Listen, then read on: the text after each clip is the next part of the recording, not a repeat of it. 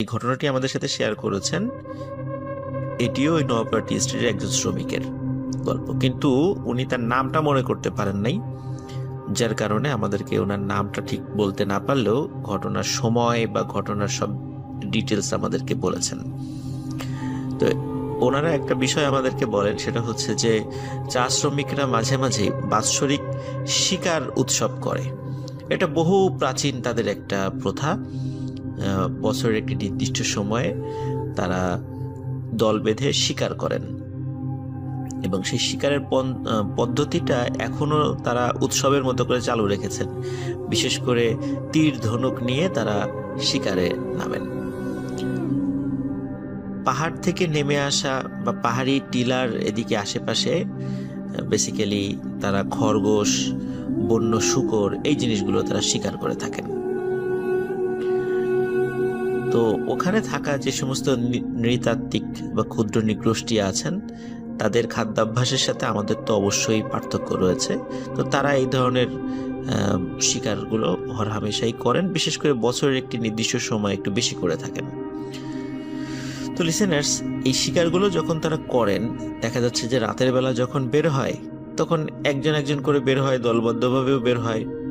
তো সারা রাত ধরে শিকার করে সকালে ফিরে আসে। কেউ যদি কোনো কারণে ফিরে আসতে দেরি করে বা সকালে আসতে একটু দেরি করে, কেউ উদ্বিগ্ন হয় না যে হয়তো চলে তো আসবেই। তো এরকম একজন ব্যক্তি, উনি একটু সাহসী ছিলেন অন্যদের থেকে। উনি চিন্তা করলেন যে একা একা বের হব। এর পিছনে কয়েকটা কারণ ছিল। সেটা হচ্ছে যে যদি দল বেঁধে বের হয় তখন শিকার যদি ছোট হয় তখন সেই ভাগাভাগি একটু বেশি হয়ে যাওয়ার কারণে মানে নিজের ভাগে একটু কম পড়ে। এই জন্য অনেকেই আবার একা একা শিকারে বের হন, তবে সাধারণত দলীয়ভাবেই তারা বের হওয়ার চেষ্টা করেন। তো ওই ব্যক্তি উনি একা একা বের হন। উনি একা একা বের হয়ে যেদিকে শিকার পাওয়া যেতে পারে ওদিকে উনি রওনা দেন। তো সবাই যেদিকে যাচ্ছিলেন উনি আবার ওদিকে পার থেকে লতা খুলে ফেলে উনি আবার সামনের দিকে হাঁটা শুরু করেন। তো লিসেনার্স, উনি বেশ খানিকক্ষণ হাঁটতে হাঁটতে হঠাৎ করে এমন একটা জায়গায় নিজেকে আবিষ্কার করেন যে একটু আগে উনি পায়ের থেকে লতা খুলে হাঁটা শুরু করেছিলেন, উনি অনেকক্ষণ ধরে ঘুরতে ঘুরতে ওই একই জায়গাতে চলে এসেছেন।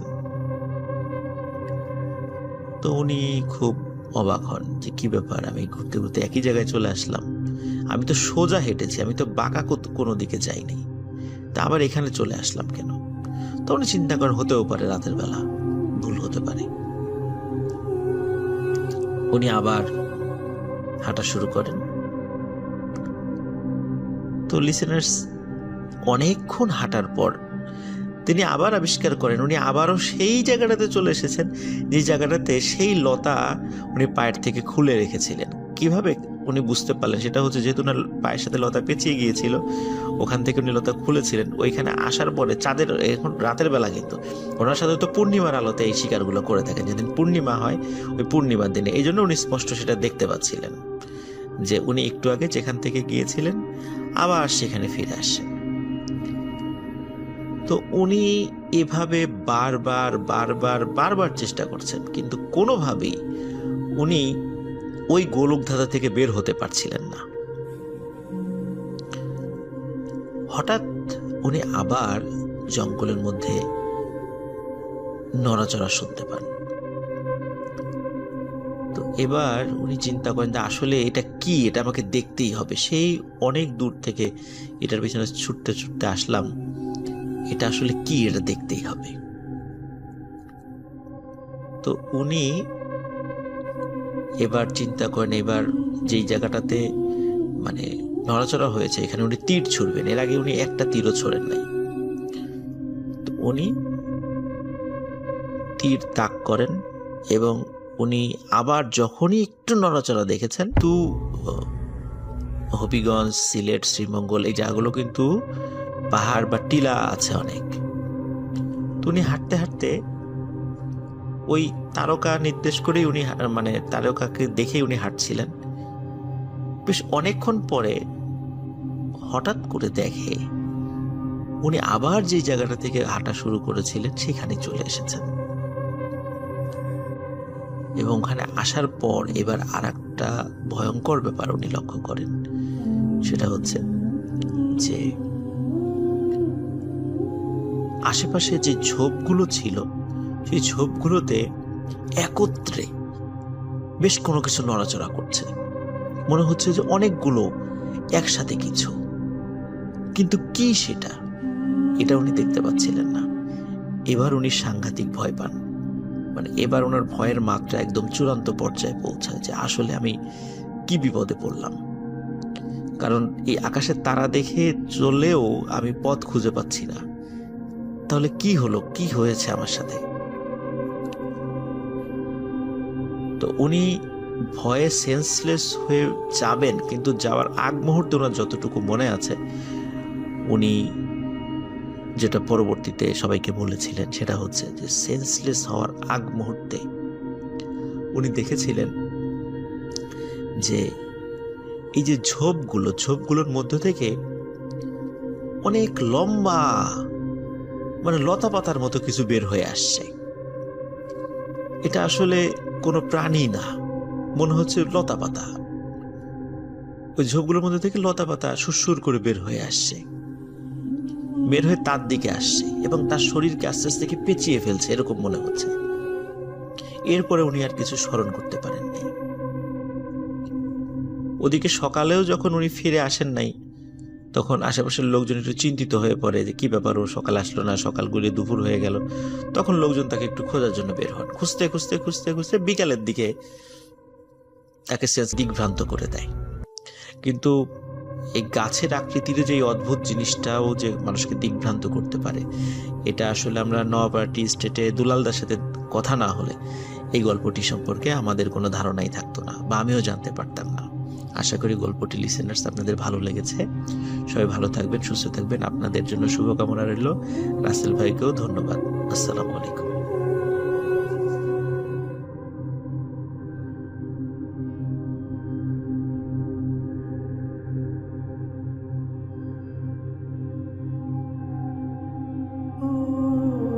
আসসালামু আলাইকুম প্রিয় লিসেনার, আশা করি সবাই ভালো আছেন। আমি গোলাম রাব্বি আছি আপনাদের সাথে একটি নতুন ঘটনা শোনার জন্য। ঘটনাটি 1992 সালের দিকে ঘটে। আমাকে যিনি ঘটনা শেয়ার করেছেন উনি ওনার নাম প্রকাশ করতে অনিচ্ছা প্রকাশ করেছেন, সেজন্য আমি ওনার নাম প্রকাশ করছি না। যাকে নিয়ে ঘটনা ঘটে ওনার নাম ধরে নিচ্ছি কালু। কালু তখন ক্লাস 9-এ পড়ে। ওর স্কুলে ওরা বন্ধুরা প্রতি বছর একত্র হয়ে একটা বনভোজনের আয়োজন করে, যেখানে একজন পার্টিসিপেন্ট এক একটা জিনিস দেয়। একজন চাল, একজন ডাল, একজন তেল, আর একজন মাংস। তো যথারীতি কালুর উপর দায়িত্ব পড়ে মাংস দেওয়ার। মাংসটা কেন কালুর উপর দেওয়ার দায়িত্ব পড়ে সেটার বিষয়টা একটু আলাদা। কালুর ফ্যামিলি অর্থাৎ কালুর বাবা, সে আসলে চুরি পেশার সাথে সম্পৃক্ত ছিল, সেজন্য কালু কিছুটা চুরি বিদ্যা রপ্ত করতে পেরেছিল, আর তার জন্য কালুর উপর মাংস দেওয়ার দায়িত্ব পড়ে। তো যথারীতি কয়েক ঘন্টার মধ্যে সবাই সবার জিনিসগুলো ওখানে জমা দেয় এবং কালু তার কথা মতো একটি মুরগি ওখানে জমা দেয়। তো কালু মুরগি যেটি চুরি করেছে সেটি যে বাড়ি থেকে করেছে, সেখানকার এক বন্ধু ওদের টিমের মধ্যে ছিল। সে কিছুটা ভয় পাচ্ছিল যে যদি কোনো কারণে এই বিষয়টা জানতে পারে তার ফ্যামিলিতে আসে, বাড়িতে এসে সবাইকে বলে সেই ঘটনা। এরপর যাদের কাছে আজিজ ঘটনাটা বলে তারা একটা দাও নিয়ে ওইখানে গিয়ে হাজির হয় এবং তারাও ওই সেই ভয়ানক দৃশ্য দেখতে পায় যে কালু গাছের ডালে গলায় দড়ি দিয়ে ঝুলে আছে, তার সে ভয়ানক চেহারা, চোখ লাল হয়ে আছে এবং বাইরে বের হয়ে আছে, এইরকম অবস্থা। তারপর তাকে ধরাধরি করে ওই গাছ থেকে নামানো হয়। সে গাছ থেকে নামার পরে শুধু চিৎকার করতে থাকে, আমাকে ছেড়ে দাও, আমি চলে যাব, আমাকে ছেড়ে দাও, আমি চলে যাব। সবাই অবাক হয়ে জিজ্ঞেস করে, তুই কোথায় চলে যাবি? সে আর কোনো উত্তর দিচ্ছে না, শুধু সবাইকে গালাগালি করছে আর বলছে, আমাকে ছেড়ে দাও, আমি চলে যাব। এরপর সবাই ওকে জোর করে ধরে বাড়িতে নিয়ে আসে। বাড়িতে নিয়ে এসে একটা রুমের ভিতরে ওকে রাখা হয়। তো ওই বাড়িতে ছোট ছেলে মেয়ে যারা ছিল তারা দরজার ফাঁক দিয়ে বা জানলা দিয়ে ভিতরে দেখতো কালু ভিতরে কি করে। যদি কালু ওখানে দেখতে পেত কাউকে, সে প্রচন্ড জোরে চিৎকার দিত এবং চিৎকার করে গালাগালি করতে থাকতো আর বলতে থাকতো, আমাকে যেতে দে, আমি চলে যাব। এভাবে সময় গড়িয়ে অনেকদিন পার হয়, মাসখানেক বা তার কিছু বেশি সময় হবে। এরপরে কালু আস্তে আস্তে সুস্থ হতে থাকে। তখন সবাই তাকে জিজ্ঞাসা করে, আসলে তোর সাথে কি হয়েছিল, কেন তুই আত্মহত্যা করতে গিয়েছিল? কালু তখন তুলে ধরে তার সাথে ঘটে যাওয়া সেই ঘটনা। সে বলে, আমাকে যখন ওখানে বেঁধে সবাই রেখে আসে তখন আমার খুব খারাপ লাগছিল। আমার স্কুলের বন্ধু বান্ধব আমাকে দেখতে আসতো এবং এসে আজে বাজে কথা বলতো, আমাকে গালাগালি করতো। আমার খুব খারাপ লাগছে, সেজন্য আমি কান্নাকাটি করছিলাম অনেকক্ষণ থেকে। তারপরে সবাই যখন ওখান থেকে চলে আসে, তখন যখন সন্ধ্যা নামে আমি দেখতে পাই দূর থেকে সাদা কাপড় পরা একজন কেউ আমার দিকে এগিয়ে আসছে। আমি দেখে প্রচন্ড ভয় পেতে থাকি। অবয়ব দেখে আমি বুঝতে পারি না সে আসলে পুরুষ না মহিলা। তো একসময় তার ভয়েস শুনে বুঝতে পারি একজন মহিলা। সে আমাকে বলছে, তুই 3 আগস্ট আজকে, তো 4 আগস্ট আমার জন্মদিন, তাই ভাবলাম যে জন্মদিনের আগে একটা ঘটনা পাঠিয়ে দিই, তাই আসলে এই ঘটনাটি পাঠানো। তো আজকে মূলত আমি একটি ঘটনা নয়, 2টি ঘটনা শেয়ার করব, এবং এই 2টি ঘটনাই কিন্তু বাজার কেন্দ্রিক এবং গ্রামের বাজার কেন্দ্রিক। তো প্রথম যে ঘটনাটি আমি বলতে যাচ্ছি সেটি আমাদের রংপুর বিভাগের নীলফামারী জেলার কিশোরগঞ্জ উপজেলার, অর্থাৎ মানে কিশোরগঞ্জ আমাদের গ্রামের বাড়ি। তো আমার গ্রামের বাড়ির একটি ঘটনা, মানে সেই এলাকার ঘটনা। তো এই ঘটনাটি আমি কালেক্ট করেছি আমার আম্মুর খালাতো ভাইয়ের কাছ থেকে। তার নাম মোহাম্মদ খলিলুল্লাহ ইব্রাহিম এবং তিনি বর্তমানে একজন আলিমের স্টুডেন্ট এবং তিনি এই বছর আলিম পরীক্ষা দেবেন। তো তিনি আসলে মূলত আমাকে 2015 সালে বলেন যে ভূত এফএম নামে একটা শো রেডিও ফুর্তি দিয়ে হয়, এবং আমি মূলত তার কাছ থেকে শুনেই আসলে ভূত এফএম শোনা শুরু করি। সেই 2015 সাল থেকেই শুনছি নিয়মিত। তারপর অবশ্য মাঝখানে ভূত এফএম বন্ধ হওয়ার কারণে প্রায় অনেকদিন জানতাম না যে ভূত.com নতুন করে শুরু হয়েছে। আমি গত বছরের সেপ্টেম্বর না অক্টোবরে সম্ভবত ফেসবুকে আপনাদের গ্রুপ দেখতে পেয়ে তখন জানতে পারি যে আপনি আসলে নতুন একটি শো শুরু করেছেন। তো আসলে ভূমিকায় অনেক কিছুই বলে ফেললাম, আমি আর ভূমিকা বাড়াবো না, আমি সরাসরি আমার প্রথম ঘটনাটি এখন শেয়ার করব। তো প্রথম ঘটনাটি তো আমাকে সেই খলিল মামা দিয়েছেন। তাদের বাড়িটি হচ্ছে কিশোরগঞ্জ উপজেলার দুরাকুটি নামক একটি গ্রাম, সেই গ্রামে। এবং ওই গ্রামে একটি বাজার রয়েছে, বাজারটির নাম হচ্ছে নান্নুর বাজার। তো এটি আসলে অনেক পুরনো একটি বাজার। বাজারটির নামকরণের পিছনে একটি আসলে কারণ রয়েছে বা একটি ছোট ঘটনা রয়েছে। সেটি হচ্ছে আজ থেকে প্রায় 150 বছর আগে, অথবা সম্ভবত আমি যদি ভুল করে আছি তাহলে মানে 1900 সালের আগের কথা। তখন ওই জায়গাটায় আসলে তেমন কোনো মানে বাজার ছিল না বা লোকালয়ও খুব একটা ছিল না। তো ওখানে ওখানে কালী পুজো হতো, ওখানে কালী পুজোর একটা মণ্ডপ ছিল সেই সময়, এবং এই জন্য জায়গাটার নাম আসলে ওদের আঞ্চলিক ভাষায় কালীর থান বা এরকম একটা কিছু বলা হয়। তো ওখানে দুটো কিন্তু বড় বড় বট গাছ ছিল, এবং বট গাছগুলোকে ঘিরেও রয়েছে অনেক ঘটনা, যেগুলো আমি সময় পেলে হয়তো শেয়ার করব। তো এই নান্নু নামের যে লোকটি ছিলেন, মোহাম্মদ নান্নু মিয়া, তিনি যেটা করেন, তিনি ওই কালীর থান নামক ওই জায়গাটায় প্রথমে সেটা জন্য কুপি বা হারিকেন এসবই ছিল, চার্জার লাইট বা মানে ইলেকট্রিসিটি এরকম ততটাও ছিল না, যেহেতু সময়টা 1930 বা 1935 সালের দিকে। তো এনারা আসলে যেটা করতেন, এরা রাত 10টা 10:30 হতে হতে দুজন একসাথে বাড়ি চলে আসতেন। তো একদিন যেটা ঘটে রাসেল ভাই, তারা দুজনে মানে মাগরিবের পরপরই তারা বাজারের উদ্দেশ্যে রওনা দেন এবং বাজারে পৌঁছেন। তারপর তারা বাজারে বেশিক্ষণ আড্ডা দেন, ঈশান নামাজ পড়ে আরো অনেকক্ষণ তারা প্রায় সেখানে বাজারে অবস্থান করেন, এবং ধীরে ধীরে বাজার থেকে কিন্তু মানুষ চলে যেতে থাকে এবং অনেক দোকানপাটও বন্ধ হয়। তো তারা আসলে একটা চায়ের দোকানে বসে আড্ডা দিচ্ছিলেন। এমন সময় আসমাথক বলেন যে আমি একটু ওয়াশরুমে যাব। আসলে তার আসলে মানে কি প্রতিটাকে সারা দেওয়ার জন্য ওয়াশরুমে যেতে চান। তো তিনি স্বাভাবিকভাবে সেখানে যান এবং তার কাজ শেষে তিনি সেখান থেকে সরাসরি বাড়ির পথে রওনা দেন। মানে এখানে বাজারে যে আজমল হক ছিলেন, আজমল হকের কথা তার মনেই ছিল না। তিনি মানে ওখান থেকে উঠেই সরাসরি আসমাত হক যেটা করেন, তিনি তার বাড়ির উদ্দেশ্যে রওনা দেন এবং তিনি ওখান থেকে সরাসরি বাড়ি চলে আসেন। তো অনেকক্ষণ হয়ে যায়, 5 মিনিট 10 মিনিট এভাবে করতে করতে প্রায় 1-1.5 ঘন্টা হয়ে যায়। তো আজমল হক এখন চিন্তা করেন যে আসমাত হক কি তাহলে বাড়ি চলে গেল তাকে ফেলে, নাকি তার কোনো বিপদ আপদ হলো কিনা। কারণ যেহেতু রাতের বেলা, এবং তখন অনেক ডাকাতও মানে আমরা জানি যে একটা সময় বাংলাদেশে অনেক ডাকাত ছিল, রাতের বেলা রাতের অন্ধকারে মানুষকে ইয়া করতো। তো সেই অর্থে তিনি একটু ভাবেন যে তার বিপদ আপদ হলো কিনা, এটা ভেবে আর কি তিনি মানে কোনো কুল কিনারা পাচ্ছিলেন না। আরো কিছুক্ষণ থাকার পর যখন চায়ের দোকানওয়ালা আবার যেটা করতেন, কয়েকটা দোকানের লোক আবার ওই দোকানের ভিতরেই থাকতেন, তারা নিজেদের দোকানের ভিতরে। তো চায়ের দোকানওয়ালা দোকান বন্ধ করবেন, এজন্য আজমল হক যেটা করেন, তিনি দোকানওয়ালার বিল পরিশোধ করে দিয়ে তিনি ভাবেন যে যাই বাড়ি গিয়ে দেখি কি হয়। তো তিনি রাসেল ভাই যেটা ঘটে, তিনি যখন উঠবেন, অর্থাৎ তিনি যখন চায়ের দোকানের বেঞ্চি থেকে উঠেন, তিনি ওঠার সাথে সাথেই দেখেন যে দূর থেকে আজমল হক তার দিকে এগিয়ে আসছে। তো তিনি এটা দেখার পরে একটু চিন্তামুক্ত হন যে যাক, আজমল হক তাহলে সুস্থ স্বাভাবিকভাবেই রয়েছেন, তার কোনো ক্ষতি বা বালা মুসিবত কিছুই হয়নি। এরপরে তিনি তাকে বলেন, কি তুমি কোথায় গিয়েছিলে? আমি তো তোমার চিন্তায় অস্থির হয়ে গিয়েছিলাম, তুমি কোথায়? একটা প্রাইমারি স্কুল রয়েছে এবং প্রাইমারি স্কুলের সামনে অনেক বড় ফাঁকা মাঠ আছে, এবং সেই প্রাইমারি স্কুলটি পার হওয়ার পরে একজনের আম বাগান রয়েছে। ওই আম বাগানটা পার হওয়ার পরেই আসলে হাইওয়ে রোড ওঠে এবং সেখান থেকে বাজারে আসতে হয়। তো এই ছেলেটা যার ঘটনা আমি বলছি, তার নামটি আমি এই মুহূর্তে মনে করতে পারছি না, তো আমি তাকে একটি ছদ্মনাম দিচ্ছি যে আবির। তো আবির নামক এই ছেলেটি, তার বাবার বড়বিটে বাজারে দোকান ছিল।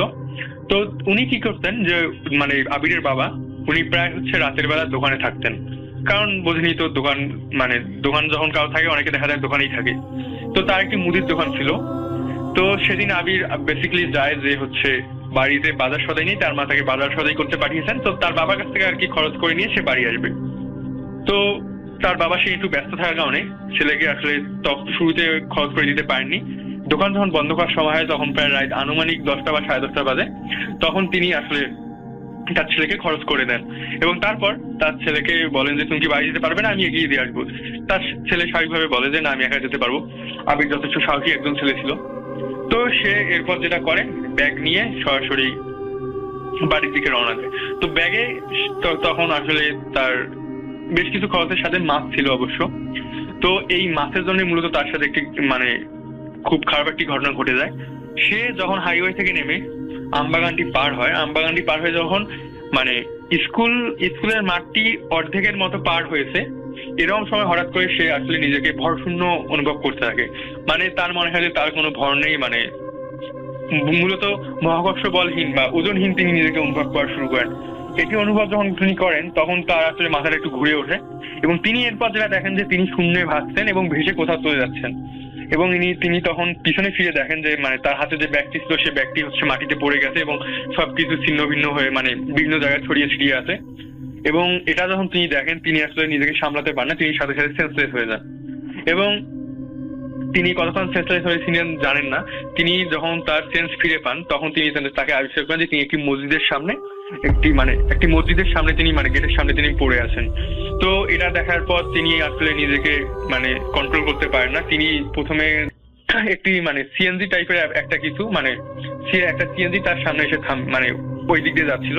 তখন আসলে ওই দোকানে যে 2-1 লোক ছিল, তারাই আসলে সিএনজিটি থামিয়ে দেয় এবং জানতে পারে যে সেই সিএনজিটা জলঢাকা যাবে। তো জলঢাকা যেতে গেলে কিন্তু বড়বিটা পার হয়ে জলঢাকা যেতে হয়। তো তখন তারা আসলে তাকে সেই সিএনজিতে তুলে দেয় এবং বলে যে ঠিক আছে, তুমি এখন বাড়ি যাও, তাকে আসলে বাড়ি পাঠিয়ে দেয়। তো সে তারপরে সিএনজিতে করে বড়বিটা বন্ধ চলে আসে এবং বড়বিটা একদম মেইন বাজারে এসে নামে। তখন প্রায় রাত 2টা না, তখন প্রায় রাত 1:30-2টার মতো বেজে গেছে। এবং সে বাজারে নেমে দেখতে পারে যে একদম পুরো বাজার ফাঁকা, তেমন কোনো দোকান খোলা নেই, শুধু বাস কাউন্টারে কয়েকজন হয়তো বসে আছে, হয়তো একটা বাস আসবে জন্য।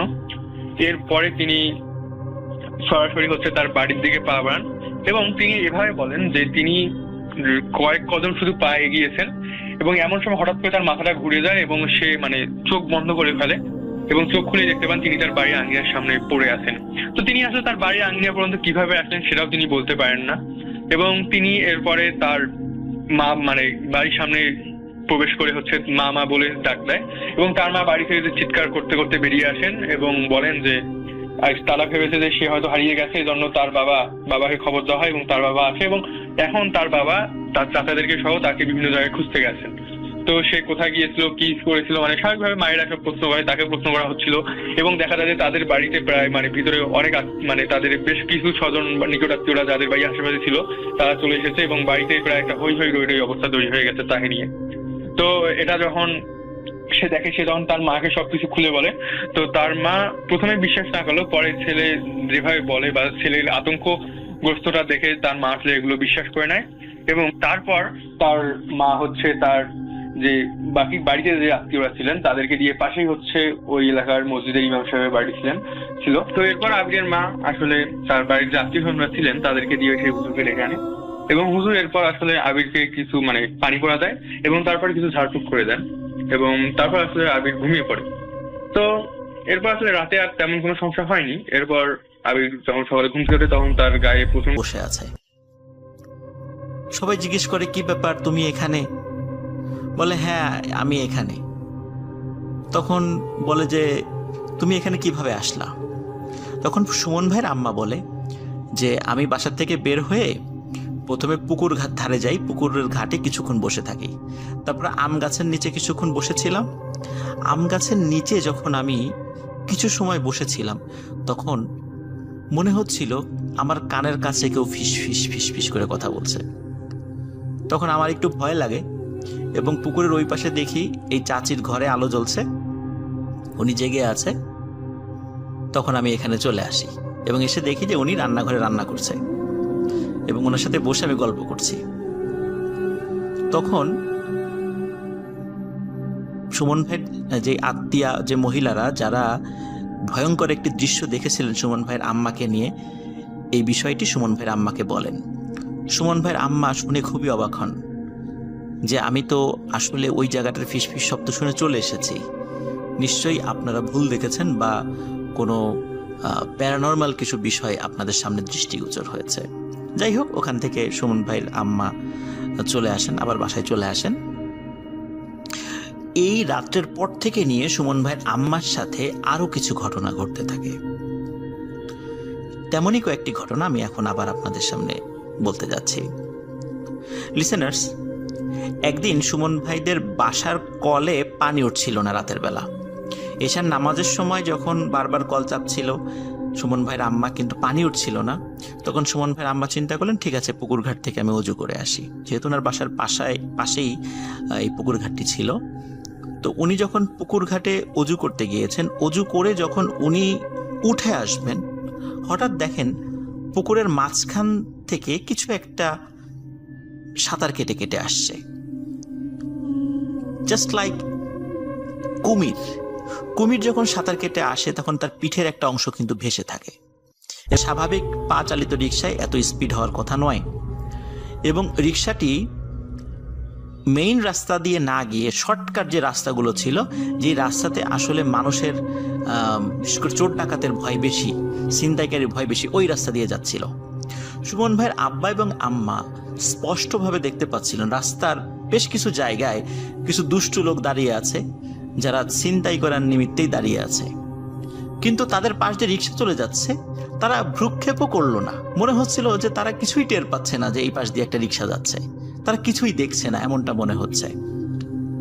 রিক্সাওয়ালা যখন রিক্সা নিয়ে সুমন ভাইয়ের আব্বা এবং আম্মাকে তাদের বাড়ির সামনে নামিয়ে দেওয়ার সাথে সাথে উনি দ্রুত রিক্সা নিয়ে চলে যান। তো ওনাকে ডাকেন ভাড়ার জন্য, কিন্তু ভাড়া উনি নেন নেই।